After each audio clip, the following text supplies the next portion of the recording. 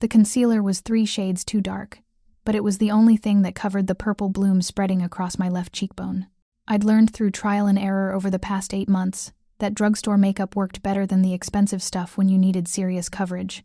The cheap formula was thicker, almost paste-like, and it stayed put even when you were sweating under gallery lights or crying in bathroom stalls.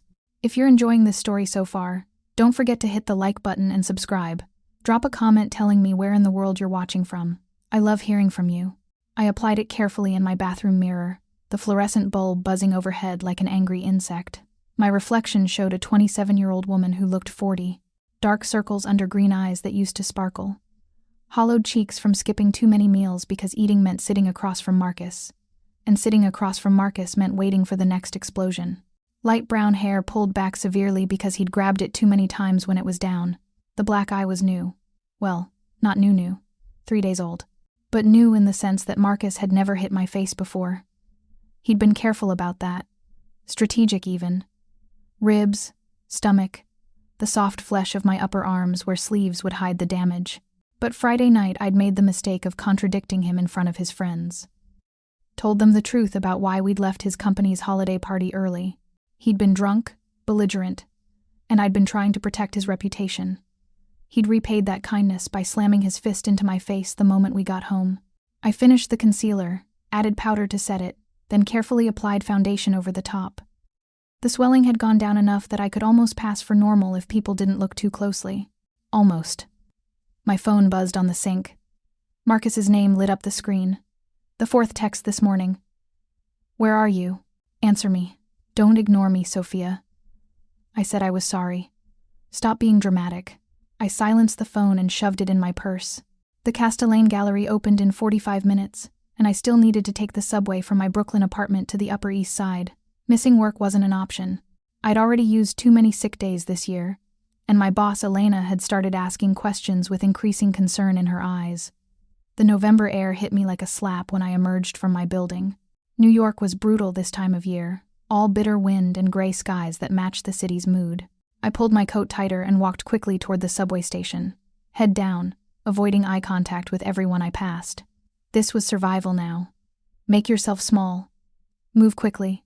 Don't attract attention. The gallery was in a beautiful limestone building on Madison Avenue, sandwiched between a boutique that sold $1,000 handbags and a restaurant where appetizers cost more than my weekly grocery budget. I'd been working there for 2 years, ever since I'd finished my art history degree at NYU. It was supposed to be temporary, a stepping stone to something bigger. Curator at the Met, maybe. Or the Guggenheim. That dream felt like it belonged to a different person now. Someone who'd existed before Marcus. Elena was already there when I arrived, reviewing paperwork at the front desk. She was 52, elegant in that effortless way wealthy New York women achieved, with silver-streaked dark hair and impeccable taste. She'd inherited the gallery from her father, and ran it with fierce intelligence and surprising kindness. "Sophia," she said, looking up with a smile that faded the moment she saw my face. "Are you feeling better? You sounded terrible on the phone Friday." I'd called in sick that day. Couldn't let anyone see the fresh bruise, the swelling, the evidence. "Much better," I said, forcing brightness into my voice. "Just a bad cold. I'm completely recovered now." Elena studied me with those sharp brown eyes that missed nothing. Her gaze lingered on my left cheek, where even 3 layers of makeup couldn't completely hide the damage. "Sophia, I should check the Rothman collection," I interrupted, already moving toward the back gallery. "Make sure everything's ready for the viewing tonight." I felt her watching me go, felt the weight of her unasked questions, but she didn't follow, didn't push, and I was grateful even as I hated myself for being grateful, for being so broken that someone's basic kindness felt like a gift I didn't deserve. The Rothman collection was stunning, 12 paintings by emerging artists, all centered around the theme of urban isolation, figures alone in crowded subway cars, empty streets in the heart of Manhattan, disconnection in the middle of millions. I understood those paintings in a way I wished I didn't. The viewing was scheduled for 7 that evening. High-profile collectors, art critics, people with more money than I'd see in a lifetime. Elena had spent months organizing it, and everything needed to be perfect. I busied myself with last-minute details, adjusting lighting, checking the placement cards, anything to keep my hands occupied and my mind away from the phone that kept buzzing in my pocket.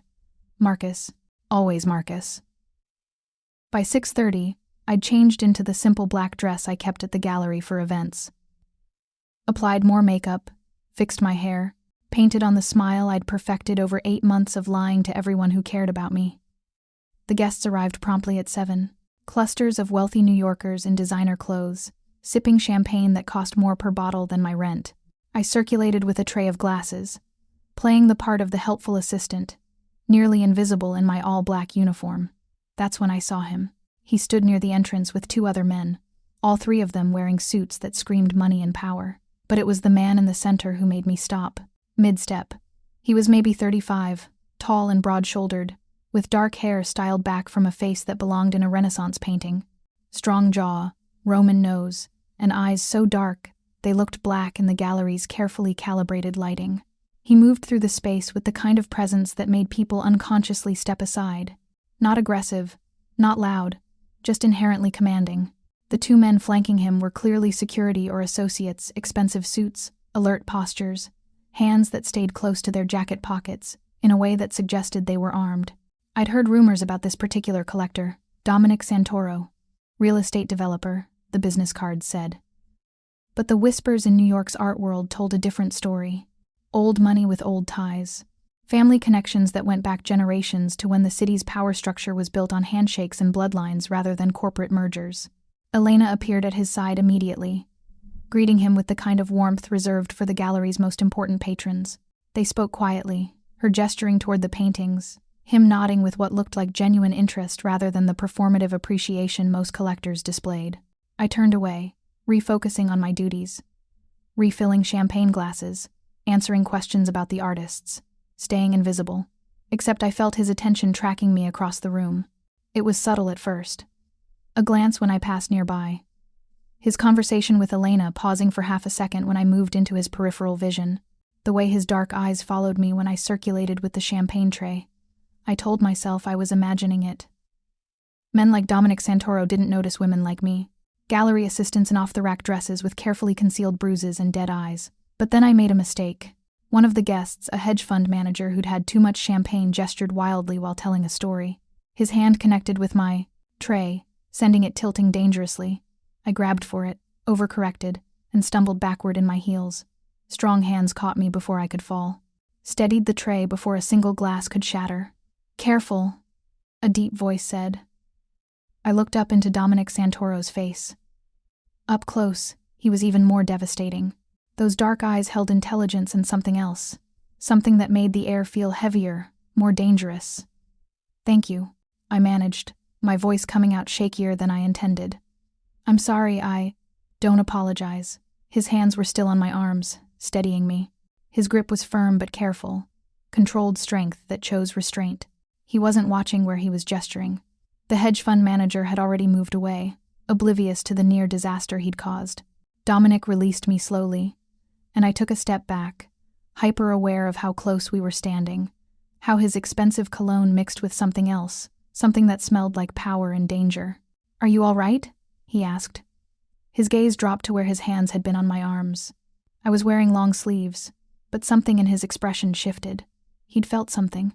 The way I'd flinched slightly when he'd first grabbed me. The almost imperceptible tension in my body that came from 8 months of never knowing when touch would turn violent. "I'm fine," I said quickly. "Thank you again for catching me." I started to move away, but his voice stopped me. "What's your name?" Protocol said I should answer. He was an important client, and Elena valued his patronage. But something in the way he asked like the answer actually mattered made my throat tight. "Sophia?" I said. "Sophia Chen. Sophia." The way he said, my name felt deliberate, like he was committing it to memory. "How long have you worked here?" 2 years. "And you like it? The art world?" It was such a normal question, the kind clients sometimes ask to be polite. If you find this story engaging, please take a moment to subscribe and enable notifications. It helps us continue producing in-depth content like this. But the way Dominic Santoro looked at me suggested he actually wanted to know the answer. "I love art," I said honestly. "The way it captures truth even when everything else is lies." Something flickered in his expression. Recognition, maybe. Or understanding. "Sophia?" Elena appeared at my elbow, her smile professional but her eyes questioning. Could you help Marco bring out the additional champagne from the back? Of course, I nodded to Dominic. Excuse me, I felt his gaze follow me all the way across the gallery. In the storage room, I leaned against the cool metal shelving and tried to calm my racing heart. My phone buzzed again. Marcus. The 12th message. I know you're working. Call me when you're done. We need to talk about Friday. Stop ignoring me, Sophia. You know that makes me angry. My hands shook as I read the messages. The champagne bottles on the shelf blurred as tears threatened to ruin my carefully applied makeup. Are you hiding? Or are you actually looking for champagne? I spun around. Dominic Santoro stood in the doorway of the storage room, his large frame blocking most of the light from the gallery beyond. My heart hammered against my ribs. I'm sorry. I was just... You were crying. It wasn't a question. He stepped into the small space, and suddenly it felt impossibly smaller. Why? I wasn't. I wiped at my eyes, careful not to disturb the makeup. Allergies. The dust back here. Don't lie to me. The words were quiet but carried absolute authority. The kind of voice that expected obedience and usually got it. I should have been afraid, should have recognized the red flags that screamed danger. But instead, I felt something else entirely. Something that felt uncomfortably close to relief. I need to get back to work, I said, grabbing 2 bottles of champagne. Elena is waiting. I tried to move past him. He didn't stop me physically, but somehow his presence alone made me pause in the doorway. Sophia. My name again, spoken like a command disguised as a request. Look at me. I shouldn't have. Every instinct screamed to keep my head down, avoid attention, stay invisible. But something in his voice bypassed my survival mechanisms entirely. I looked up. His dark eyes held mine with an intensity that made breathing difficult. Then, slowly, deliberately, he reached out. One hand came up to my face, his thumb brushing my left cheekbone with impossible gentleness. The makeup smudged slightly under his touch. Purple bruising showed through. The temperature in the small storage room seemed to drop 10 degrees. Dominic's expression didn't change dramatically, no rage, no shock, no obvious emotion. But something shifted in his eyes. Something cold and absolutely lethal. Who did this to you? His voice was still quiet, still controlled, but underneath ran something volcanic. Nobody. I fell. I'm clumsy. His other hand came up, cupping my face with both hands now, holding me gently but firmly so I couldn't look away. His thumbs traced the edges of the concealed bruising with careful precision, mapping the damage. Don't insult my intelligence, he said softly. That's not from a fall. That's from a fist. Tears spilled over before I could stop them, ruining the makeup I'd spent an hour perfecting. Please, I whispered. Please don't. Give me his name. The words hung in the air between us. A command. A promise. A threat wrapped in protective fury. I can't. My voice broke. You don't understand. He'll what? Dominic's hands remained gentle on my face even as his voice turned to steel. Hurt you more than he already has. Make it worse? His jaw tightened. That scar on his chin, standing out white against olive skin. Sophia, look at what he's already done. How much worse does it need to get before you let someone help you? You can't help. The words came out defeated, exhausted. Nobody can. I stopped myself, but it was too late. He's what? Dominic's eyes narrowed. Connected? Powerful? You think that matters to me? You don't even know me. I know enough. His thumbs brushed away my tears with devastating gentleness. I know you're terrified. I know someone's been hurting you. And I know, his voice dropped to something darker, more dangerous. I know that ends tonight. Mr. Santoro. Dominic. His name felt strange on my tongue. Too intimate. Too dangerous. You need to forget you saw this. Forget we had this conversation. I'm fine. I can handle it. No. Simple. Absolute. You can't. And you shouldn't have to. Before I could respond, Elena's voice called from the gallery. Sophia? The champagne? Dominic stepped back, his hands dropping from my face. But his eyes never left mine. We're not done talking about this, he said. It wasn't a request. Then he turned and walked back into the gallery like nothing had happened, leaving me standing alone in the storage room with 2 bottles of champagne, ruined makeup, and the terrifying realization that I'd just been seen, truly seen, for the first time in 8 months. and I had absolutely no idea if that was salvation or another kind of danger entirely. I repaired my makeup in the gallery's small bathroom, hands shaking so badly I had to grip the sink to steady myself. The purple bruise was fully visible now, Dominic's gentle touch having destroyed my careful concealment. I reapplied foundation with trembling fingers, but it was useless. The damage was too obvious, too fresh. My phone buzzed again. Marcus. Last chance, Sophia. Call me back or I'm coming to the gallery. Fear sliced through me, sharp and immediate. Marcus showing up here would be a disaster.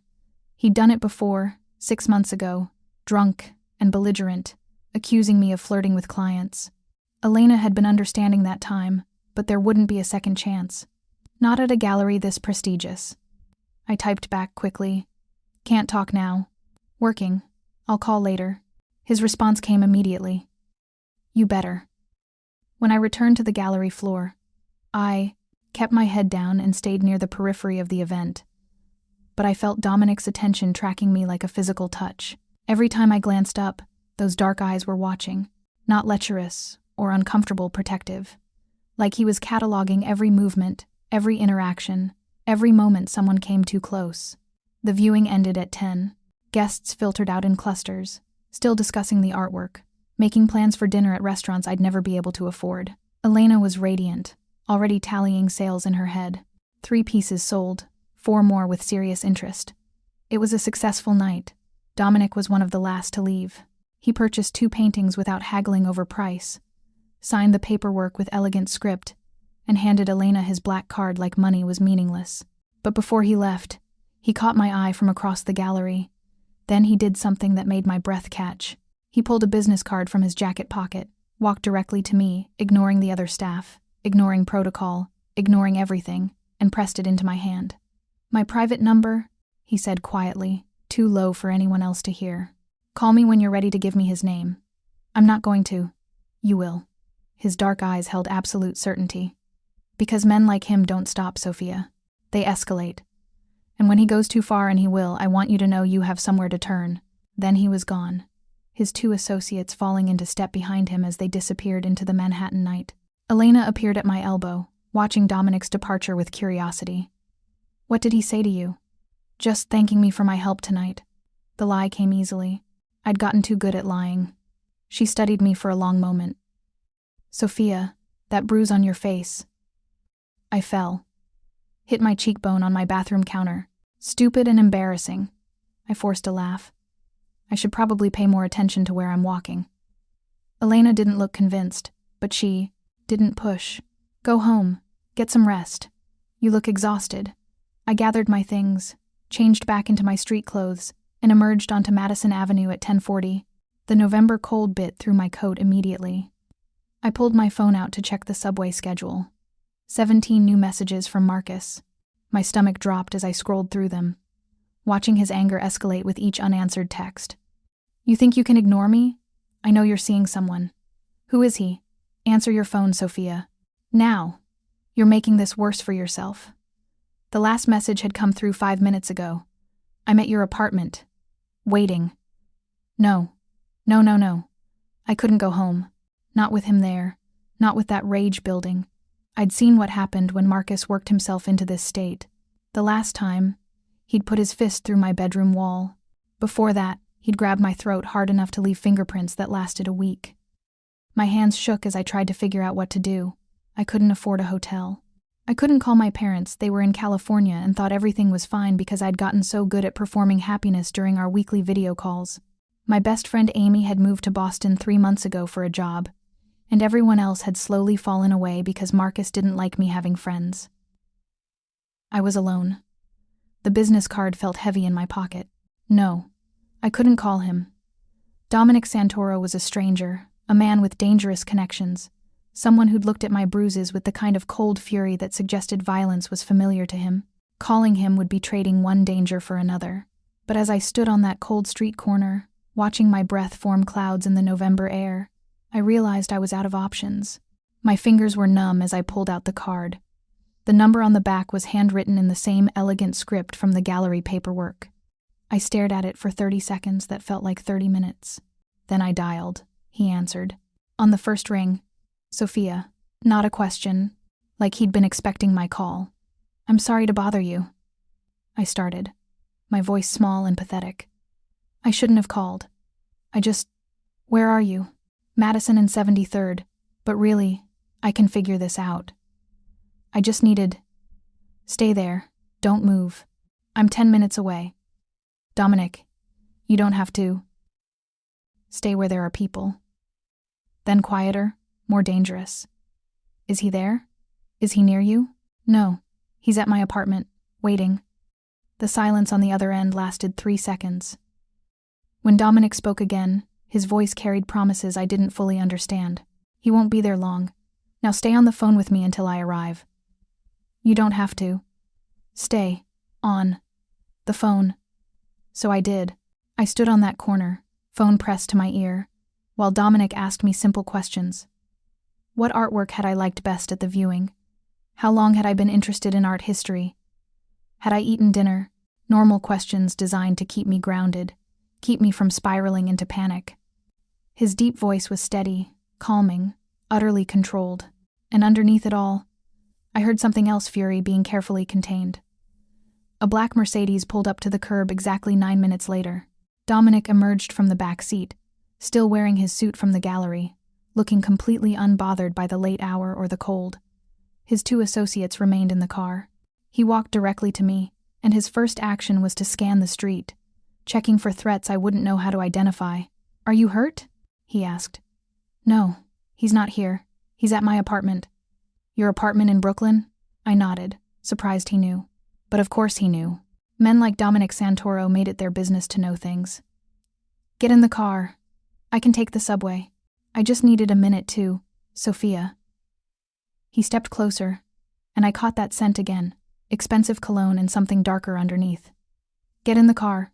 Please. The please did it. That small concession to asking rather than commanding. I got in.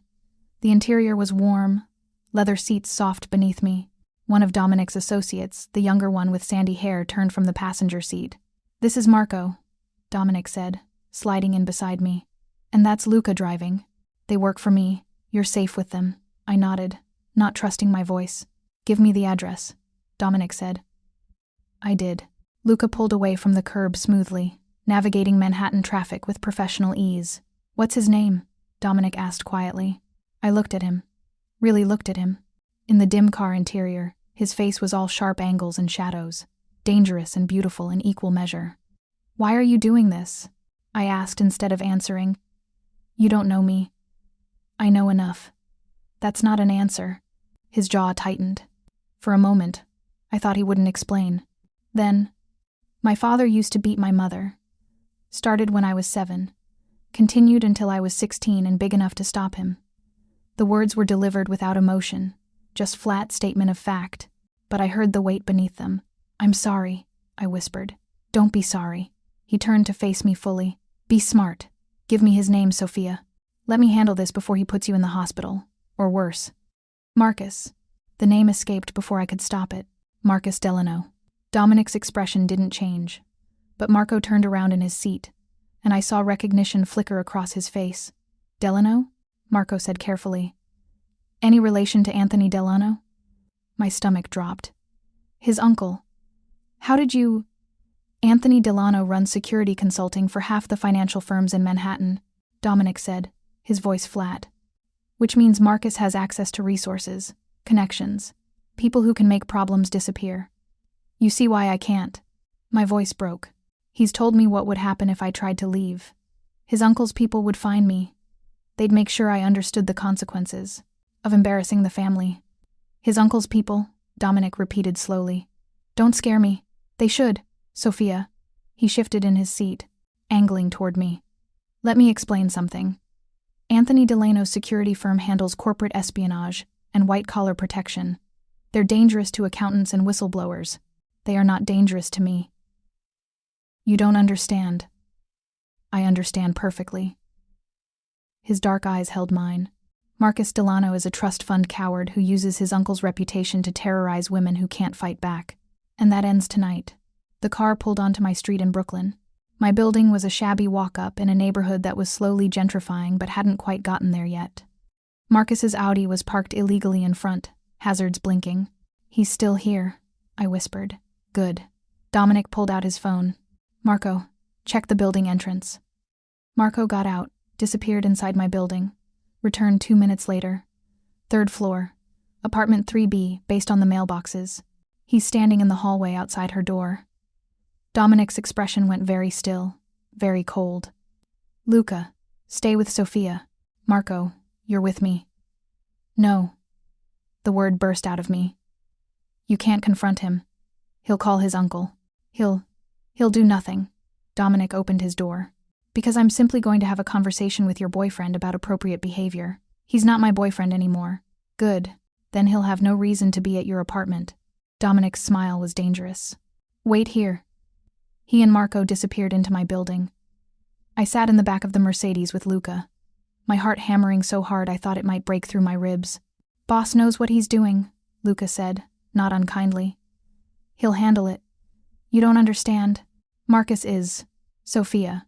Luca met my eyes in the rearview mirror. "I've worked for Dominic Santoro for 8 years. I've seen him handle situations way worse than an abusive boyfriend with a connected uncle. Trust me. Your Marcus is about to learn a very important lesson about picking fights with the wrong people." 5 minutes passed. 10. I counted every second. Then Dominic emerged from my building, Marco a step behind. Both of them looked completely calm, unruffled. Behind them, Marcus stumbled out, his face pale, his expensive jacket askew.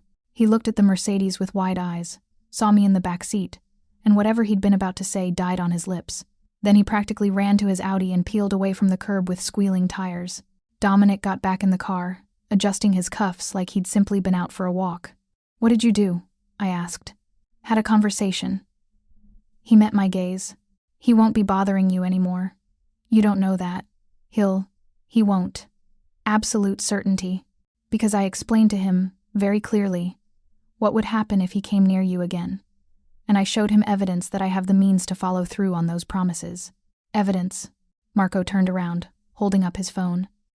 On the screen was a photograph Marcus's Audi, with very specific license plates visible. Another photo showed Marcus's apartment building. A third showed what looked like financial documents. "We know where he lives," Marco said matter-of-factly. "We know where he works. We know about his gambling debts that his uncle doesn't know about yet. We know about the intern at his firm he's been sleeping with. We know everything." My mouth fell open. "How did you—" "I made a phone call while you were in the bathroom at the gallery," Dominic said calmly. "Had my people start digging. By the time you called me, I already knew exactly who Marcus Delano was and how to make him disappear from your life." It should have terrified me. This display of power, resources, the casual invasion of Marcus's privacy. But instead, I felt something else entirely. Safe. For the first time in 8 months, I felt safe. "You're staying somewhere else tonight," Dominic continued. "Not your apartment. Not until we're certain he's not coming back. I can't afford a hotel." "You're not going to a hotel?" He pulled out his phone again, typing quickly. "I have a property in Tribeca. 3 bedrooms, secure building, doorman who works for me. You'll stay there." "Dominic, I can't." "You can and you will." His tone left no room for argument. "Tomorrow, we'll discuss long-term solutions. Tonight, you're going somewhere safe, eating an actual meal, and sleeping without checking over your shoulder every 5 minutes." Tears burned behind my eyes again. "Why are you doing this?" He looked at me for a long moment. Then, with surprising gentleness, he reached out and tucked a strand of hair behind my ear. "Because someone should have done it for my mother," he said quietly. "Because no one should live the way you've been living.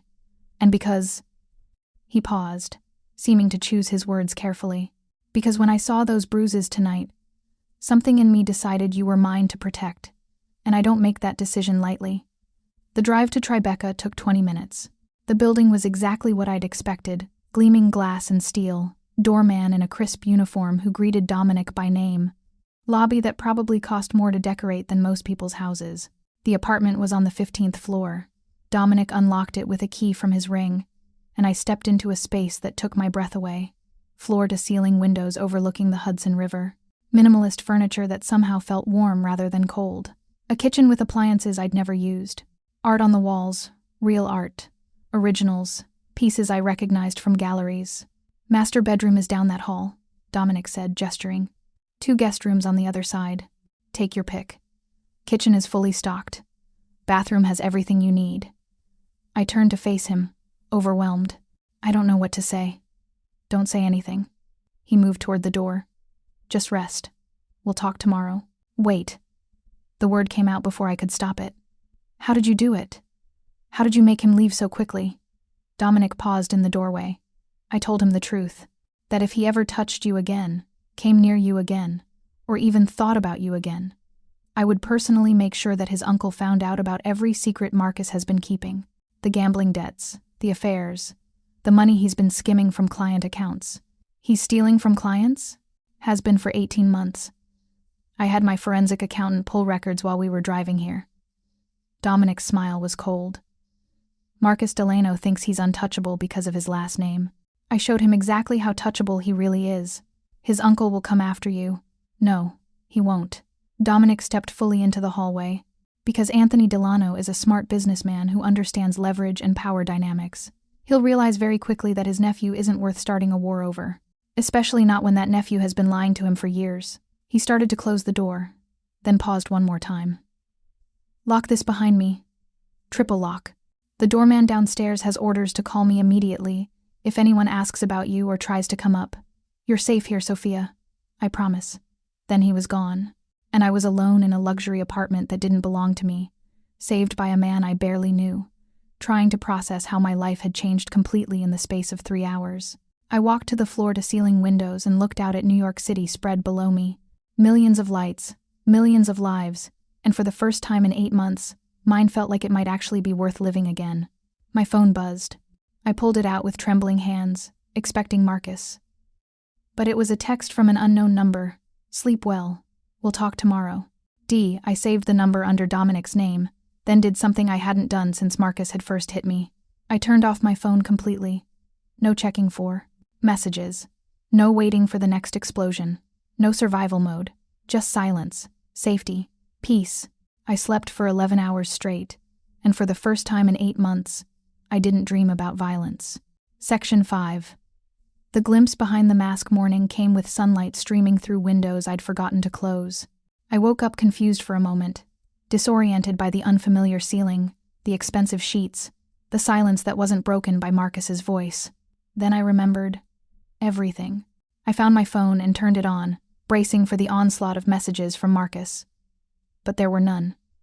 Just a single text from Dominic sent at 7 a.m. Coffee's in the kitchen. Fresh bagels on the counter. Take your time. I padded barefoot to the kitchen, still wearing the clothes from last night. Sure enough, there was an expensive coffee maker with a full pot already brewed, and a bag from a bakery I recognized the kind where a single bagel cost $12. A note sat beside the bag in Dominic's handwriting. Had Marco picked these up. He says the sesame ones are the best. Something about that note, the thoughtfulness, the casual care, the fact that he'd sent someone to buy me breakfast made my chest tight. I'd just taken my first sip of coffee when the apartment intercom buzzed. Miss Chen? The doorman's voice was professionally courteous. Mr. Santoro is here to see you. My heart jumped. I looked down at myself, rumpled clothes. No makeup, hair a disaster. Give me 5 minutes? Of course. I ran to the bathroom, splashed water on my face, tried to make myself presentable. The bruise on my cheekbone looked worse in the morning, light deep purple spreading toward my eye socket. No amount of finger combing would fix my hair. I gave up and answered the door when Dominic knocked.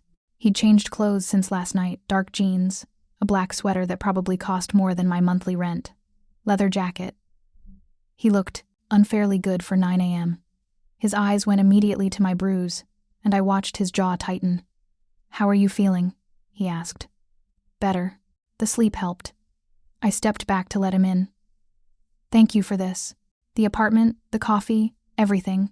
You're welcome. He moved to the windows, looking out at the view with his hands in his pockets. We need to talk about next steps. My stomach dropped.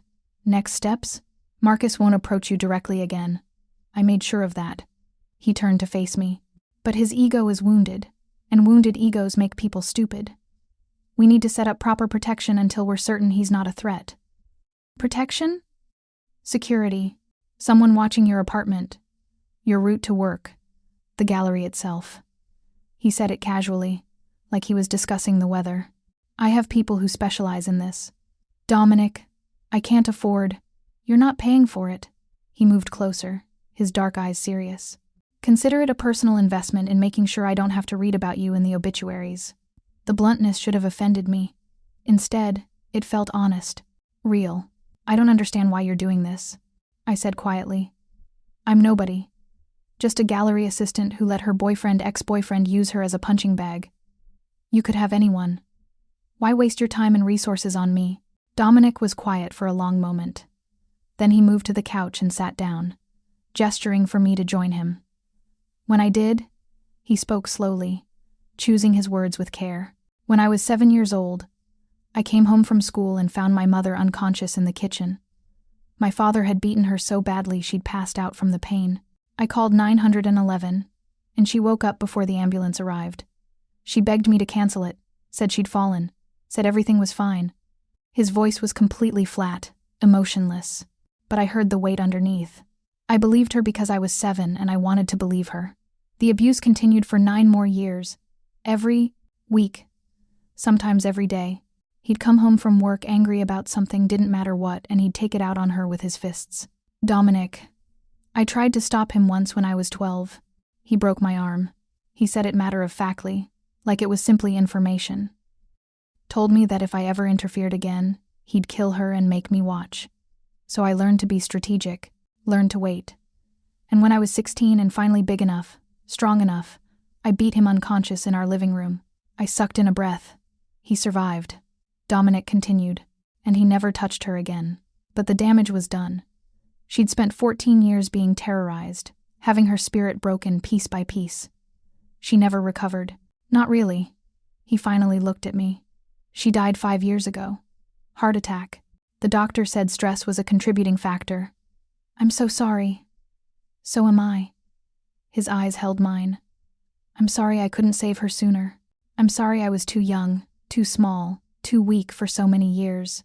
And I swore that if I ever had the power, the resources, the ability to stop someone else's mother or sister or girlfriend from living through what she lived through, I would use it. He reached out and gently touched my bruised cheek. So that's why, Sophia. That's why I'm wasting my time and resources on you. Because I can. Because you deserve better. And because somewhere, my mother is watching. And maybe this helps balance the scales for not saving her fast enough. Tears streamed down my face. I didn't try to stop them. You did save her, I whispered. When you were 16, you saved her. I stopped the immediate threat, but I couldn't undo the years of damage. His thumb brushed away my tears with devastating gentleness. That's what men like Marcus do. Sophia, they don't just hurt your body, they hurt your soul. They make you forget who you were before them. They isolate you, control you, break you down until you can't remember that you deserve kindness. How do men, you know I deserve kindness? My voice was small. You don't even know me. I know you love art because it captures truth when everything else is lies. He smiled slightly. I know you're smart enough to survive 8 months with an abuser while keeping your job and your sanity. I know you're strong enough to call a stranger for help when you ran out of options. That tells me everything I need to know. We sat in silence for a moment, the morning sun painting patterns across the expensive hardwood floors. What happens now? I asked finally. Now, you let me help you. He stood, offering his hand. I want to show you something. I took his hand warm, strong, careful, and let him pull me to my feet. Show me what? Who I really am. His smile turned slightly dangerous. And why Marcus Delano picked a fight he has no chance of winning. Section 6. The Complication. Dominic's Mercedes was waiting downstairs. We drove through Manhattan in comfortable silence while I tried to process everything he'd told me. His mother, his father, the violence he'd witnessed, the promise he'd made. Where are we going? I asked. One of my properties, a restaurant in Little Italy. He glanced at me. It's closed today for renovations, so we'll have privacy. The restaurant was called Santoro's, clearly a family business. From the outside, it looked modest. Old brick, green awning, the kind of place that had been there for generations. But when Dominic unlocked the door and led me inside, I saw the care in every detail. Original tin ceiling, restored mahogany bar, photographs covering the walls, showing generations of the Santoro family. This was my grandfather's place, Dominic said, walking me through the dining room. He opened it in 1948 after coming back from the war. My father worked here, I worked here, and now it's mine. I studied the photographs. A young man in a chef's hat, probably his grandfather. A family, gathered around a table, laughing. Dominic as a teenager, maybe 15 or 16. Already tall, already carrying that intensity in his eyes. It's beautiful, I said honestly. It's honest work. He moved behind the bar, pulling out 2 bottles of water from the fridge, which is why I'm showing it to you. So you understand that I'm not just... He paused, choosing words. I'm not just the man who threatened Marcus last night. I'm also someone who runs legitimate businesses, employs people, contributes to the community. But you're also the man who had my ex-boyfriend's entire life investigated in less than 3 hours. Yes. He didn't deny it, didn't make excuses. I operate in shadows, Sophia. I have connections that most people would find uncomfortable. I know people who can make problems disappear, and I use those connections when necessary.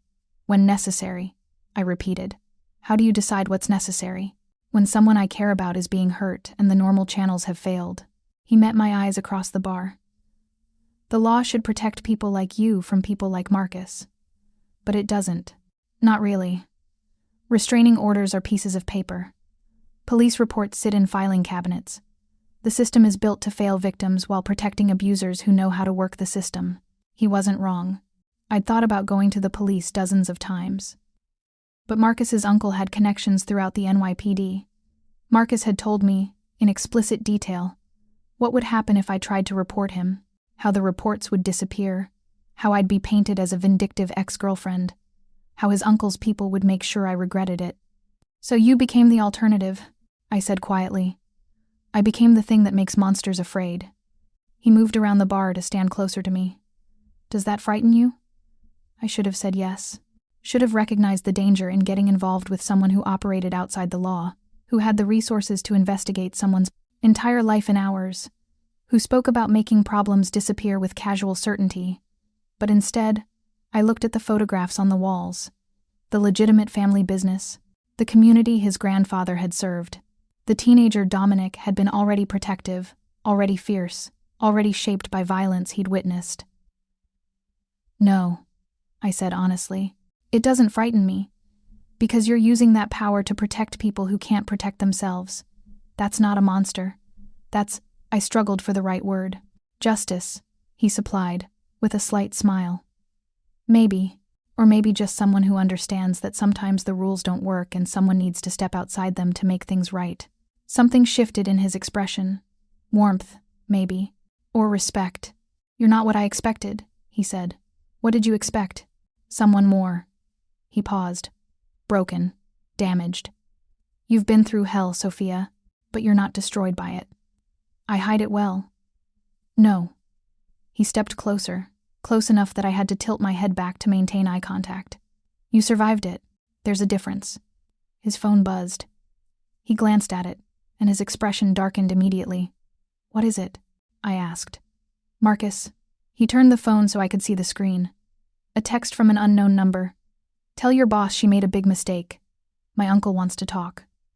My blood went cold. His uncle knows. Of course he knows. Marcus ran to him the moment he left your building last night. Dominic's voice was calm, but I saw the calculation in his eyes, which means this just became more complicated. What do we do? We? He looked at me with something that might have been surprise. Sophia, you don't have to be involved in this part. I can handle Anthony Delano. He's coming after you because of me. That makes it my problem. No, it makes it my problem. You're under my protection. That means I handle the threats. Before I could respond, the restaurant door opened. Marco walked in. His expression, grim. Boss, we have a situation. Anthony Delano's people have been asking questions. They know about last night. They know Marcus was at her apartment, and, he glanced at me apologetically. They know she's here with you. Dominic's jaw tightened. How many? 3 cars, 2 men each, positioned outside. Marco's hand moved to his jacket, where I assumed he kept a weapon. They're not making a move yet. Just watching. Sending a message. The message being they can find us whenever they want. Pretty much. I felt panic rising in my chest. I should go. If I'm not with you, they have no reason to. Sophia. Dominic's hand came to rest on my shoulder, gentle but firm. You're not going anywhere. That's exactly what they want. To separate you from protection, make you vulnerable, prove to Marcus that his uncle's reach is longer than mine. But, trust me. His dark eyes held mine. Please. I nodded, even though fear was clawing at my throat. Dominic turned to Marco. Call Luca. Get 4 more men here within 15 minutes. Then reach out to Anthony Delano's office and tell him I'm willing to meet. Neutral territory, his choice of location. You're sure about this? No, but it's the smart play. Dominic's voice was cold, calculated. Anthony is a businessman. He'll listen to reason if I present it correctly. After Marco left to make calls, Dominic moved to the window, looking out at the street. I joined him, saw the 3 cars he'd mentioned, black sedans, tinted windows, projecting menace through mere presence. I'm sorry, I whispered. I never meant for this to stop. He turned to face me fully. You have nothing to apologize for. Marcus created this situation. His uncle is escalating it. You are simply the person I chose to protect. That's on me, not you. Why did you choose? The question had been building since last night. You could have walked away. Forgotten about the bruises. Let me handle my own problems. Dominic reached out and cupped my face, his thumb tracing the edge of my bruise with heartbreaking gentleness. Because when I saw this, he said quietly, I saw my mother. I saw every woman who's ever been trapped by a man who thinks violence equals power, and I decided right then that you were mine to protect, regardless of cost or consequence. Even if the consequence is war with Anthony Delano, even then. His voice carried absolute certainty. I don't make promises I can't keep, Sophia, and I promised you were safe. That means handling whatever comes next. His phone buzzed again. He checked it, and a humorless smile crossed his face. Anthony Delano wants to meet. Tomorrow afternoon. His office in Midtown? He typed a response. Looks like we're going to have that conversation after all. What are you going to tell him? The truth. Dominic pocketed his phone. That his nephew is a woman-beating coward who's been stealing from clients and lying to family. That Marcus brought this on himself. And that you are under my protection, which means he has 2 choices, back off or escalate into a conflict neither of us wants, but only one of us will survive. The confidence in his voice should have reassured me. Instead, I felt the weight of what I'd set in motion by calling him last night. What if he chooses to escalate? I asked quietly. Dominic's smile was dangerous. Then I show him exactly why Marcus was right to be afraid of me. Outside, the black sedans continued their vigil. Inside, I stood with a man who'd made me a promise he intended to keep, regardless of what it cost him. And for the first time since Marcus had first hit me 8 months ago, I believed that maybe, just maybe, there was a way out of this nightmare that didn't end with me broken and alone, even if that way led through shadows I'd never imagined entering. The meeting with Anthony Delano was scheduled for 2 p.m. The following day, Dominic insisted I stay at the Tribeca apartment with Marco assigned as my personal security. I'd called Elena that morning, explained I needed a few personal days. Family emergency, I'd said, the lie coming easily after 8 months of practice. She'd been concerned but understanding. Take the time you need, Sophia. Your job will be here when you're ready. Now I sat on the leather couch, staring at my phone, at the 17 missed calls from Marcus that had come through overnight, despite Dominic's warning. Each voicemail was progressively more unhinged. You think you can hide behind him? My uncle is going to destroy him, Sophia. Then what? This is your fault. All of it. Call me back. We can fix this. Just call me back and end this before it goes too far. The last message had come at 3 a.m. Marcus's voice thick with alcohol and rage. You're mine, Sophia. You'll always be mine. And when this is over, when your Mafia boyfriend is bleeding out in an alley somewhere, you're going to remember that you belong to me. I'd listened to that message 3 times, hearing the promise underneath the threats. Marcus wasn't going to let this go. His ego, his sense of ownership, his rage at being challenged, it was all building towards something explosive. Marco sat in the armchair across from me, scrolling through his own phone with practiced alertness. He'd been nothing but professional and surprisingly kind, ordering lunch from a place he swore made the best Thai food in the city, making sure I had everything I needed. "He's going to be fine," Marco said without looking up, somehow sensing my anxiety. "Boss has been handling situations like this since before I started working for him. Anthony Delano isn't just some situation. He's a businessman who understands leverage." Marco finally met my eyes. "Which is exactly what Boss has." The forensic accountant finished the deep dive on Marcus last night. What he found. Marco shook his head. "Let's just say Marcus's uncle is going to have some very uncomfortable questions about what his nephew has been doing with client money." "What did he find?" "Embezzlement. Over $400,000 across 18 months, skimmed from accounts he manages at his firm. Falsified reports to cover it up. And here's the best part, he's been gambling it away at an underground poker ring that his uncle's people run." So Anthony unknowingly helped Marcus steal from his own clients. My mouth fell open. That's career-ending for both of them if it becomes public. Marco's smile was grim. Boss is walking into that meeting with enough ammunition to blow up the Delano family's entire operation. Anthony's smart enough to recognize when he's been outmaneuvered. And if he's not? Marco's expression went carefully neutral. Then we have other options. The implication hung in the air between us. Violence. The kind that men like Dominic and Marco were clearly familiar with, even if they didn't discuss it explicitly. My phone buzzed. A text from Dominic. "Meeting in 30 minutes. How are you holding up?" I typed back. "Nervous. Be careful." His response came immediately. "Always. This will be over soon. Trust me." I wanted to. God, I wanted to trust him. But fear was a living thing in my chest, clawing and desperate. Dominic Santoro walked into Anthony Delano's office building in Midtown at exactly 1:55 p.m. Luca accompanied him, along with 2 other men I hadn't met, both with the same alert, dangerous presence as Marco. The office was on the 43rd floor, all glass and chrome and expensive views. Anthony Delano's security firm occupied the entire level, projecting success and power with every carefully curated detail. The receptionist, a woman in her 30s with sharp eyes, greeted them with professional courtesy that didn't quite hide her nervousness. "Mr. Santoro, Mr. Delano is expecting you. Conference room 3.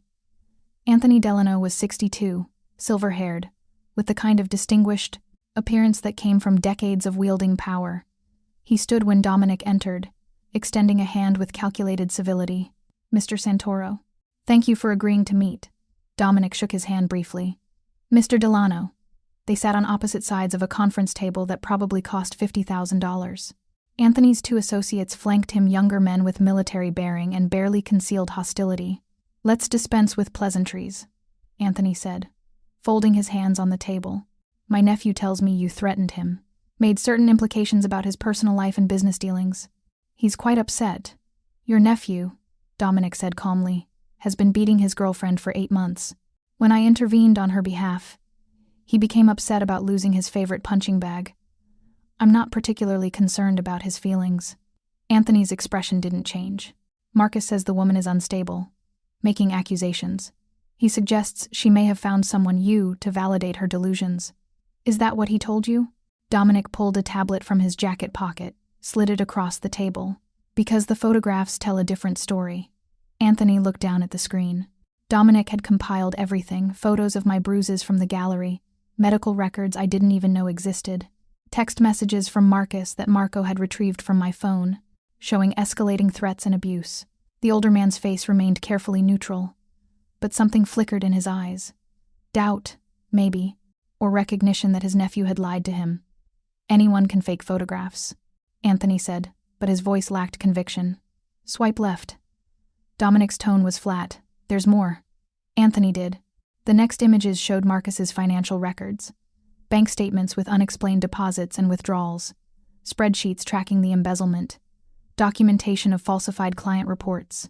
Then, the final piece, photographs of Marcus at the underground poker ring, timestamps showing visits twice a week for the past year. Anthony's jaw tightened. He looked up at Dominic with eyes gone cold. "Where did you get this?" "I have resources." Dominic leaned back in his chair, projecting casual power. "The question isn't where I got it. The question is, what happens next? Are you threatening me, Mr. Santoro? I'm offering you a choice." Dominic's voice remained calm, reasonable. "Marcus stays away from Sophia Chen, permanently. No contact, no harassment, no revenge attempts. In exchange, this information stays private. Your clients never learn that your nephew stole from them. Your poker operation stays off the NYPD's radar. Your reputation remains intact. And if I refuse, then this information finds its way to the FBI, the SEC, and every major news outlet in the city. Dominic's smile was cold. Your firm will be investigated. Your clients will sue. Your nephew will go to prison. And your carefully constructed reputation will burn to the ground. All because you decided to protect a woman-beating thief instead of cutting your losses. The conference room was silent, except for the hum of the air conditioning. Anthony studied Dominic for a long moment, clearly weighing his options, calculating odds. You're asking me to choose between family loyalty and business survival, Anthony said finally. I'm asking you to choose between protecting a criminal and protecting yourself, Dominic corrected. Marcus isn't worth this fight, Mr. Delano. You're smart enough to know that. Anthony looked at the tablet again, at the evidence of his nephew's crimes displayed in neat, damning rows. When he spoke, his voice carried resignation. If I agree to your terms, I need assurances. This information doesn't surface. Not now, not ever. You have my word. As long as Marcus stays away from Sophia, your secrets stay buried. And what guarantee do I have that you'll keep your word? Dominic leaned forward slightly. Because I'm not interested in destroying you, Mr. Delano. I'm interested in protecting someone who's been hurt by your nephew. Give me what I want. And you never hear from me again. Fight me, and I'll make sure everyone hears everything. The older man sat back in his chair, clearly processing the reality of his situation. He'd come into this meeting expecting to intimidate a rival. Instead, he'd found himself outmaneuvered by someone who'd done his homework and held all the leverage. I'll speak with Marcus, Anthony said finally. Make it clear that his relationship with Miss Chen is over, that any further contact will have consequences. Not good enough. Dominic's voice hardened. I need Marcus out of New York, transferred to your California office, or Denver, or anywhere that's not within driving distance of Sophia. And I need it to happen within the week. That's non-negotiable. Dominic stood, buttoning his jacket. 1 week, Mr. Delano. Marcus leaves New York, or this information becomes public. Choose wisely. He walked out without waiting for a response, Luca and his other associates falling into step behind him. In the elevator, Luca allowed himself a small smile. That went well. He'll agree. Dominic checked his phone, seeing a text from Marco confirming Sophia was safe. He has no choice. Anthony Delano built his reputation on trust and discretion. The moment clients learn his nephew was stealing from them, that reputation is worthless. And if Marcus doesn't go quietly, Dominic's expression went cold. Then we moved to Plan B, which is making sure Marcus Delano is in no condition to ever threaten anyone again. At the Tribeca apartment, I'd worn a path in the hardwood floor from pacing. Marco had tried to distract me with television, with food, with conversation, but nothing could calm the anxiety thrumming through my veins. When the door finally opened at 4:30 and Dominic walked in, I practically ran to him. What happened? Is it over? Did he? It's handled. Dominic caught me before I could barrel into him, his hands coming to rest on my shoulders. Anthony agreed to my terms. Marcus will be out of New York within the week, transferred to their California office. Relief hit so hard my knees buckled. Dominic caught me, pulling me against his chest, one hand cradling the back of my head. It's over, he murmured into my hair. You're safe. I cried then, months of fear and pain and exhaustion pouring out in shaking sobs against his expensive sweater. He held me through it, one hand stroking my hair, murmuring reassurances in Italian that I didn't understand but somehow felt anyway. When I finally pulled back, his sweater was wet with my tears and probably my makeup. I'm sorry. I ruined your... I don't care about the sweater. He wiped tears from my cheeks with his thumbs. Are you okay? I don't know. I laughed wetly. I think so. It doesn't feel real yet. It will. Give it time. He guided me to the couch, sat beside me. Anthony is going to have a very uncomfortable conversation with his nephew tonight. By tomorrow, Marcus will understand that fighting this is career suicide. He'll take the California transfer and leave you alone. Just like that? Just like that. Dominic's smile was grim. Bullies fold when someone bigger stands up to them. Marcus is no exception. Marco appeared from the kitchen with water bottles, handed one to me with a gentle smile. Told you boss would handle it? You did. I took a long drink, trying to steady myself. Thank you. Both of you. All of you. I don't know how I can ever. You don't owe me anything, Dominic interrupted. Except maybe letting me buy you dinner once you're ready to be seen in public with me. I blinked. Dinner? Well, I was thinking we could start there. See if you actually like me when you're not terrified and traumatized. His expression turned uncertain the first time I'd seen him look anything less than completely confident. Unless that's too presumptuous. I don't want you to feel obligated because I'd like that, I said quietly. Dinner. When this is really over and I can breathe again. Something warm and genuine crossed his face. Then it's a date. Marco coughed to hide a smile. I'll just go check the perimeter, give you two some privacy. After he left, Dominic and I sat in comfortable silence. His arm had somehow found its way around my shoulders, and I'd leaned into him without consciously deciding to. Can I ask you something? I said. Anything. Why me? Really. I know what you said about your mother, and I understand that. But there are thousands of women in situations like mine. You can't save all of them, so why did you choose to save me? Dominic was quiet for a long moment. When he spoke, his voice was softer than I'd ever heard it. When I saw you at the gallery, before I knew about the bruises, there was something about you. The way you looked at the art like it was telling you secrets. The way you smiled at guests, even though you were clearly exhausted. There was this. He struggled for words. This light in you that hadn't been completely extinguished. And I found myself wanting to protect that light. He turned to face me more fully. Then I saw the bruises, and I felt something I haven't felt in years. Rage, yes, but also recognition. Like I was looking at a version of my mother who could still be saved, who hadn't spent so many years broken that she forgot how to be whole. His hand came up to cup my face, thumb tracing my cheekbone below the fading bruise. So to answer your question, I chose you because something in me recognized something in you, and I couldn't walk away from that even if I'd wanted to. I leaned into his touch, feeling tears threaten again. I don't deserve this. Your protection. Any of it. Yes, you do. His voice was firm. You deserve safety and kindness, and a life where you're not constantly afraid. You deserve to look at art and find joy instead of escape. You deserve. He paused. You deserve everything Marcus tried to take from you. Before I could respond, his phone buzzed. He checked it, and his entire demeanor changed. The warmth drained from his face, replaced by something cold and lethal. What is it? I asked, fear spiking immediately. He turned the phone so I could see. A text from an unknown number with a photo attached. The photo showed the Tribeca apartment building from street level. Taken recently, I could see the doorman who'd been on duty earlier. The text below read, Anthony says I have to leave, but I'm not leaving without her. She's mine. Marcus. Section 8. The battle Dominic was on his feet instantly, already calling Marco. He's here, outside the building. Get everyone up here now. I felt the blood drain from my face. He can't get in. The doorman. The security. The doorman works for the building management, not for me. Dominic was moving through the apartment, checking windows, his hand going to something at the small of his back under his jacket. A gun, I realized with sickening clarity. Marco, Luca, and my other people can get here in 5 minutes. Until then, we stay alert. Maybe he's just trying to scare me. Maybe he won't actually. The apartment's intercom crackled to life. Mr. Santoro? The doorman's voice was strained, frightened. Sir, there's a man here demanding to see Miss Chen. He's causing a scene.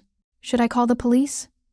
Before Dominic could respond, I heard Marcus's voice in the background, loud and slurred with alcohol. Let me up there. Sophia? I know you're up there with him. Do not let him up, Dominic ordered into the intercom. Keep him in the lobby. Police are on the way. Except we both knew the police wouldn't get there in time, and Marcus, drunk and desperate and furious about his uncle's ultimatum, wasn't going to wait. The sound of glass shattering came from the lobby, transmitted through the intercom. The doorman's cry of pain, then Marcus's voice again, closer to the intercom now. I'm coming up, Sophia. We're gonna have a conversation, just you and me, like it should have been before you brought this asshole into our business. The intercom went dead. He's in the stairwell, Dominic said, his voice deadly calm. Sophia, bathroom, now. Lock the door and don't come out until I tell you. I'm not leaving you alone with him. Sophia, he's here because of me. I'm not hiding while I what? Dominic grabbed my shoulders, his dark eyes intense. While I protect you? That's exactly what you're going to do. Get in the bathroom, lock the door, and call 911. Tell them there's an intruder with a weapon. Does he have a weapon? I don't know. I'm not taking chances. He physically steered me toward the master bathroom. Please, Sophia. Let me handle this. The sound of someone pounding on the apartment door echoed through the space. Sophia, open this door. Don't make me break it down. Marcus, drunk, enraged, and separated from me by a single door, and Dominic's promise to protect me. Dominic's phone buzzed. Marco, 2 minutes out. Boss, do not engage alone. Too late for that. The pounding continued. I know you're in there. Both of you. Think you can threaten me? Threaten my family? I'll kill you both. Dominic pulled his gun from the holster at his back, a sleek black weapon that looked both deadly and well-maintained. He checked it with practiced efficiency, then looked at me. Bathroom. Now. Please. This time I went. I locked myself in the master bathroom, a space larger than my entire bedroom in Brooklyn, and pulled out my phone with shaking hands. Dialed 911. 911. What's your emergency? There's a man trying to break into apartment 15B at... I gave the address, my voice surprisingly steady despite the terror flooding my system. He's threatening. Violence. He's drunk and he might be armed. Ma'am, are you safe where you are? I'm locked in a bathroom. But what was Dominic? Boyfriend? Protector? My friend is out there with him. Units are being dispatched. Stay on the line with me. From beyond the bathroom door, I heard Marcus's voice growing louder. I'll break this door down, Santoro. She's mine. You think you can just take her? Protect her? I've been with her for 3 years. 2 years, I heard Dominic correct calmly. And you spent most of that time using her as a punching bag. I'd say that forfeits any claim you think you have. I loved her. You beat her. Dominic's voice was cold as winter. Love doesn't leave bruises. The sound of wood splintering made me jump. Marcus was breaking down the door. Ma'am? The 911 operator's voice seemed distant. Ma'am, are you still there? He's breaking in, I whispered. He's going to... The bathroom door handle rattled. I screamed. Sophia? Dominic's voice, urgent but controlled. It's me. Open the door. I unlocked it with trembling hands. Dominic stood there, gun in one hand, his other hand reaching for me. He breached the apartment. We're leaving. Now. Where? Fire stairs. Marco and Luca are in the main stairwell. We'll meet them on the 10th floor. He pulled me out of the bathroom, keeping me behind him as we moved through the apartment. The front door was hanging from its hinges, Marcus's work evident in the splintered wood. But Marcus wasn't in the main room. Where is he? I whispered. I don't... Marcus lunged from behind the kitchen counter, something metal glinting in his hand. A knife from the kitchen. I realized with horror. Dominic shoved me behind him, raising his gun in one smooth motion. Don't. Marcus was beyond reason. His eyes were wild, face flushed with alcohol and rage. She's mine. You don't get to have her. Nobody gets to have her. Marcus, stop. I stepped around Dominic, ignoring his sharp order to stay. Back. This isn't you. You're drunk and you're angry. But you don't want to do this. Don't I? He laughed, the sound broken and bitter. You destroyed my life, Sophia. My career, my relationship with my uncle. Everything. Because you couldn't just accept that we belong together. We don't belong together. You hurt me. You've been hurting me for months. I was trying to make you better. Make you worthy of me. His voice cracked. But you never learned. Never understood that I was doing it because I loved you. That's not love, Dominic said quietly, his gun still trained on Marcus. That's possession. That's control. And it ends here. Marcus's grip tightened on the knife. The only thing ending here is you, Santoro. You think you're so powerful? So untouchable? I'm going to show Sophia exactly what happens to men who try to steal what's mine. He moved faster than someone that drunk should have been able to move. Lunged at Dominic with the knife raised. The gun's report was deafening in the enclosed space. Marcus stumbled backward, the knife clattering to the floor. He looked down at his shoulder where blood was already spreading across his expensive shirt. You shot me, he said, almost surprised. You actually shot me. I told you not to move. Dominic's voice was steady, his gun still raised. The next one won't be a shoulder wound. Get on the ground. Now. But Marcus wasn't done. With a roar of rage and pain, he dove for the knife again. This time Dominic didn't shoot. He moved with brutal efficiency, sidestepped Marcus's lunge, used the man's momentum against him, brought him down hard on the hardwood floor. The knife skittered away. Marcus tried to fight, but Dominic had his arm wrenched behind his back, knee pressed between his shoulder blades. Stay down, Dominic ordered. Marco and Luca burst through the broken door, weapons drawn. They took in the scene instantly. Marcus pinned to the floor, the knife, the blood, me standing frozen against the wall. Call an ambulance, Dominic said calmly. And get police up here. Our guest needs medical attention and an arrest. Marcus was still struggling, still screaming threats and accusations. Luca moved to help Dominic restrain him, while Marco approached me carefully. You okay? He asked gently. I nodded, not trusting my voice. The next 20 minutes were chaos. Police arrived, guns drawn, demanding everyone get on the ground. Dominic calmly explained the situation, showed his license for the gun, explained about the restraining order. I didn't even know he'd filed on my behalf, pointed out the broken door and the knife. EMTs treated Marcus's shoulder wound through and through, they said, not life-threatening. They also took my statement, photographed my bruises, documented everything. A detective arrived, a woman in her 40s with kind eyes and a no-nonsense demeanor. Detective Sarah Rodriguez. She listened to my story, looked at the evidence, looked at Marcus being loaded into an ambulance in handcuffs. Miss Chen, you're very lucky, she said. Men like Mr. Delano don't usually stop until they've done permanent damage. I know. I glanced at Dominic, who was giving his statement to another officer. I got lucky. That's not luck. Detective Rodriguez followed my gaze. That's someone who cares about you. Hold on to that. By the time everyone cleared out police, EMTs, building security, it was nearly 8 p.m. The apartment was a disaster. Broken door, blood on the hardwood, the knife bagged as evidence. Dominic stood in the middle of it all, looking perfectly calm except for the tension in his shoulders. You shot him? I said quietly. I did. You could have killed him. I could have. He met my eyes. I chose not to. Shoulder wound is painful but not fatal. He'll survive to face charges. What will happen to him? Breaking and entering, assault with a deadly weapon, violation of a restraining order, terroristic threats. Dominic ticked them off on his fingers. His uncle's connections won't save him from this. Not when there are witnesses, evidence, and police documentation. Marcus Delano is going to prison, Sophia. For years.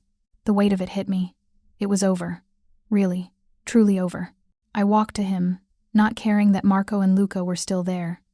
Not caring about anything except the fact that this man had just saved my life. Thank you, I whispered. He pulled me into his arms, held me tight. You're safe now. That's all that matters.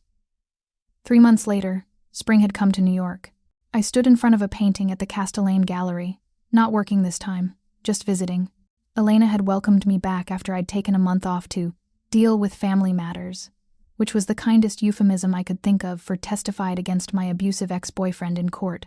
Marcus had pleaded guilty to all charges, his lawyer not the expensive one his uncle had hired, because Anthony Delano had washed his hands of his nephew entirely, had negotiated a plea deal.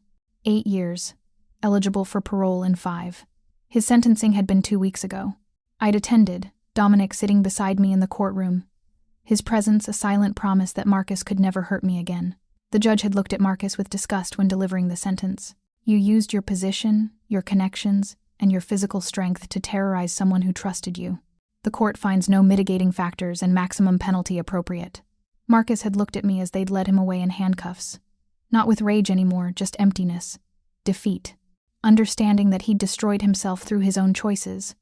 I'd felt nothing watching him go. No satisfaction. No revenge. No closure. Just relief that it was finally, completely over. Thinking deep thoughts, Dominic's voice came from behind me. I turned to find him approaching with 2 cups of coffee, looking unfairly handsome in jeans and a leather jacket. We'd been officially dating for 2 months now, real dates. Not just crisis management and protection details. Dinner at restaurants where I wasn't serving. Movies. Walks through Central Park. Normal couple things. Well, relatively normal. There was still the reality of who Dominic was, what he did, but he'd kept his promise about honesty, told me when he had business to handle that I was better off not knowing details about, never hid that part of himself from me. Just thinking about how different things are now, I said, accepting the coffee. 3 months ago, I couldn't imagine being here, being free, being happy. And now I can't imagine going back to who I was before. I sipped the coffee, looking at the painting. It's like I was sleepwalking through my life, and Marcus was the nightmare I couldn't wake up from. Then you showed up and woke you up? Dominic's smile was gentle. Saved me? No. He turned me to face him, hands resting on my waist. I gave you the tools and space to save yourself. There's a difference. Semantics. Important semantics. His dark eyes were serious. You're the one who called for help. You're the one who testified in court. You're the one who chose to build a new life instead of staying trapped in fear. I just made sure you had the opportunity. I leaned up and kissed him, still novel, still thrilling, still feeling like permission I didn't know I needed. When we broke apart, he was smiling. What was that for? For being you. For seeing me when I was invisible. For keeping your promises. I paused. For loving me enough to let me save myself. I do love you. He said it simply, like it was the most obvious truth in the world. I think I started loving you the moment I saw those bruises and decided you were mine to protect. That's not how love usually works. Nothing about us is usual. He pulled me closer. But it's real. And it's ours. And I'm not letting go. Elena appeared from the back office, saw us, and smiled. Sophia, that painting you wanted? The one from the Urban Isolation series? I pulled it aside for you. Employee discount applies. I'd fallen in love with one of the pieces from that opening night 3 months ago, a woman alone in a subway car, but instead of looking lonely, she looked peaceful, content with solitude. It had spoken to me in ways I couldn't articulate. I'll take it, I said. After we'd arranged for delivery, Dominic and I walked out into the spring sunshine. New York was beautiful this time of year. Trees blooming, people shedding winter coats, the whole city feeling renewed. Where to now? He asked. Your place? I'd moved out of my Brooklyn apartment 2 months ago, too many bad memories, too much fear attached to those walls. Dominic had offered me a room at the Tribeca apartment, but I'd insisted on getting my own place. A studio in the West Village, small but mine. Independence mattered, but I spent most nights at his brownstone in the village anyway. A beautiful historic building he'd renovated himself. It felt like a home instead of just a property. My place, he agreed. I'm cooking tonight. Real Italian, not the Americanized version. Your mother's recipes? The ones she taught me before she died. She always said the way to honor her memory was to cook for people I loved. He squeezed my hand. So I'm cooking for you. We walked through the village hand in hand, and for the first time in longer than I could remember, I felt something I'd thought Marcus had beaten out of me forever. Joy. Simple, uncomplicated joy at being alive, being safe, being loved by someone who saw my bruises and decided I was worth saving. That night, in Dominic's kitchen, I watched him cook with the kind of focus he brought to everything. Precise movements, careful attention to detail, patience that came from years of practice. My mother used to say that cooking is about love, he said, stirring sauce on the stove, that you can taste whether the person cooking cares about the people they're feeding. What does your food taste like? He looked at me, dark eyes, warm. Why don't you tell me? The pasta was perfect. Rich, complex, layered with flavors that spoke of tradition and care. We ate at his small dining table, talking about everything and nothing. My plans to eventually go back to school for a curatorial degree. His goal of making all his businesses completely legitimate within 5 years, where we wanted to travel. After dinner, we moved to his couch, and I found myself curled against his side like it was the most natural thing in the world. Can I ask you something? I said. Always. Do you regret it? Shooting Marcus? Getting involved with Anthony Delano? All the complications that came from helping me? Dominic was quiet for a moment. Then he shifted so he could look at me directly. The only thing I regret is that I didn't find you sooner, before Marcus put the first bruise on you.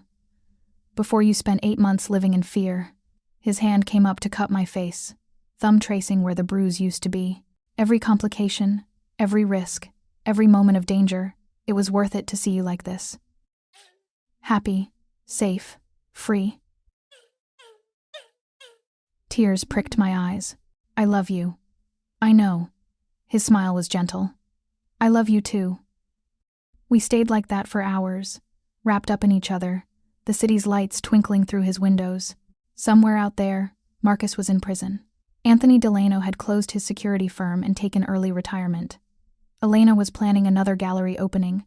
Marco and Luca were probably handling business I was better off not knowing about. But in this moment, in this brownstone, none of that mattered. What mattered was the man holding me like I was precious.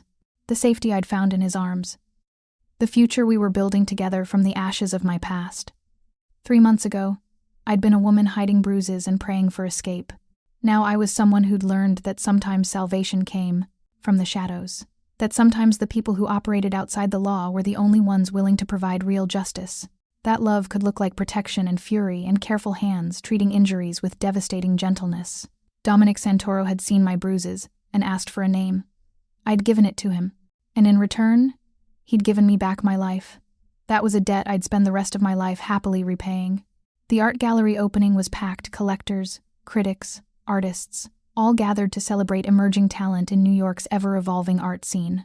I moved through the crowd with practiced ease. No longer the invisible assistant, but the gallery's new junior curator. Elena had promoted me 2 months ago after I'd successfully organized a show featuring female artists exploring themes of resilience and transformation. The show had sold out. 3 pieces had gone to major museums. I'd found my calling not just appreciating art, but helping artists tell their stories. Dominic stood near one of my favorite pieces, talking with an older couple who were clearly interested in purchasing. He caught my eye across the gallery and winked, that small gesture of connection that still made my heart skip. He'd kept every promise. The businesses were almost entirely legitimate now, the restaurants thriving, the real estate ventures profitable, the shadowy parts of his empire being systematically dismantled or handed off to people he trusted. He was building the future he'd told me about that first night, and I got to watch him transform into who he'd always wanted to be. My phone buzzed. A text from an unknown number. My stomach clenched instinctively, old habits dying hard. But when I opened it, I found a message from Detective Rodriguez. Thought you'd want to know. Marcus Delano was denied parole. Earliest he can apply again is 3 years. You're safe, Miss Chen. Stay that way. I exhaled slowly, letting the last piece of fear dissolve. Marcus was locked away. Anthony Delano had moved to Florida and cut all ties with his nephew. The threats were gone. The nightmare was truly over. Elena appeared at my elbow, radiant in a silver dress. Sophia, the Hendersons want to discuss commissioning a piece. Can you handle it? Of course. I squeezed her arm gratefully. She'd never asked detailed questions about those 3 months, had simply welcomed me back and given me space to heal. Some kindnesses couldn't be repaid, only honored. The evening flowed smoothly, sales made, connections formed, artists celebrated. By 9 p.m., my feet hurt from the heels and my face ached from smiling, but I felt accomplished, fulfilled. Dominic found me as the crowd began to thin. Ready to go home? Home. His brownstone had become ours 6 weeks ago when I'd officially moved in, bringing my small collection of belongings and the painting from the Urban Isolation series. My studio in the West Village was now my office space, somewhere to work on gallery projects and have independence when I needed it. More than ready. I linked my arm through his, but I need to say goodbye to Elena first. We found her near the front desk, already tallying the night's success in her meticulous spreadsheet. Leaving already? She smiled at us with genuine warmth. Sophia, tonight was spectacular. You have a real gift for this. I learned from the best. Flatterer. But she was pleased. Mr. Santoro, thank you for your continued patronage. That piece you purchased will look stunning in your home. It's a gift, Dominic said, glancing at me. For someone special. My heart squeezed. He'd bought the painting I'd been admiring earlier, an abstract piece exploring the interplay of darkness and light, shadows giving way to sunrise. You didn't have to do that, I said as we walked out into the October night. I wanted to. His arm came around my shoulders, pulling me close against the autumn chill. Besides, it reminded me of you. Finding light after darkness. We walked through the Upper East Side. Neither of us in a hurry to get to the car Luca had waiting.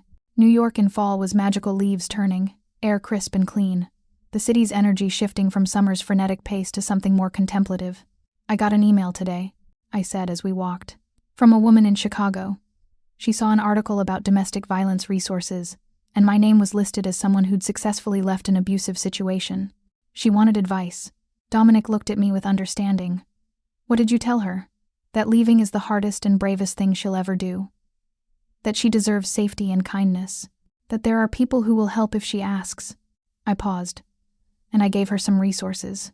Shelters, legal aid, therapists who specialize in trauma. "You're helping people. Trying to." I leaned into him. "I kept thinking about what you said, that you couldn't save your mother fast enough. That you swore you'd help other women if you could. I want to do the same thing. Use what I survived to help people who are still surviving." "You're remarkable," he said quietly. "I'm a work in progress." I stopped walking, turned to face him under a street light. "But I'm progress. That's something." He cupped my face in both hands, studying me with those dark eyes that had first seen my bruises and decided I was worth saving. "Sophia Chen, you are everything." His voice was rough with emotion. "Everything I didn't know I was looking for. Everything I didn't think I deserved." "Dominic, let me finish." He took a deep breath. "When I saw you that night at the gallery, hiding bruises and trying to be invisible, something in me recognized you. Recognized someone worth fighting for, worth protecting, worth loving." He reached into his jacket pocket and pulled out a small velvet box. My breath caught. "I'm not good at pretty speeches," he continued.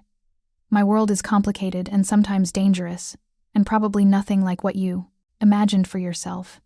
But it's real, and it's yours if you want it." He opened the box, revealing a ring, simple, elegant, a diamond that caught the streetlight and scattered it in fractured rainbows. "Sophia, will you marry me?" Tears streamed down my face, but these were joy tears, relief tears, love tears. "Yes." The word came out choked with emotion. "Yes, absolutely yes." He slid the ring onto my finger with hands that trembled slightly, the first time I'd ever seen him less than completely composed. Then he pulled me into his arms and kissed me while New York moved around us, oblivious to the small miracle happening under that streetlight. When we broke apart, both of us were crying and laughing and holding each other like we'd never let go. "I love you," I whispered against his chest. "Thank you for saving me.